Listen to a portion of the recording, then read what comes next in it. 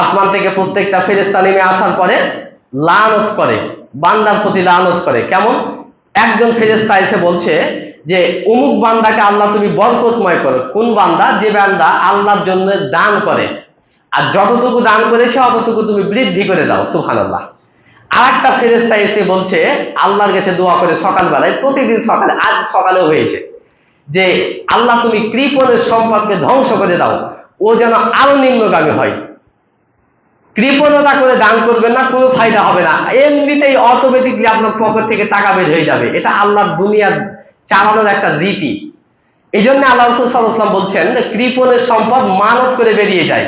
মানত তো বুঝেন, যে আল্লাহ তুমি আমার ছেলে সন্তান দাও, এতটা দুই একটা গরু যা আছে সব কি করবো, আল্লাহ রাস্তায় ব্যয় করে দিব। তো আল্লাহ রাসূল বলছেন যে মানত এমন একটা জিনিস, ধরেন আপনি মানত করবেন না কখনো। মানত নাজায়েজ না হলেও জায়েজ হলেও অপছন্দনীয় কাজ। মানত এমন একটা জিনিস, আমি একটা বললাম যে আল্লাহ তুমি এই বিপদটা দূর করো, তাহলে আমি 500 টাকা দান করবো। আরে বিপদ দূর হলেও দান করতে হবে, না হলেও দান করতে হবে। এটা হচ্ছে মানত আর কি। আল্লাহ রাসূল বলছেন যে কৃপণ, এর দানটা হচ্ছে মানতের মাধ্যমে বেরিয়ে যায়, মানে অটোমেটিকলি বেরিয়ে যাচ্ছে পকেট থেকে, কিছুই বুঝতে পারছেন না। আল্লাহ যে বলছেন ইয়ামহাকুল্লাহ ওয়া ইউযহিবুস সাদাকাত, সুদ মানুষকে ধ্বংস করে দেয় আর দান মানুষকে বরকতময় করে। এখনই মসজিদে 10 টাকা দান করলাম, আর 90 টাকা, 100 টাকার মধ্যে 10 টাকা দান করলাম, আর 90 টাকা একটা বাক্সতে রেখে দিলাম। 12 বছর পরে দেখছি যে বাক্সতে 90 টাকাই আছে, তো দান একটু বরকত হলো না।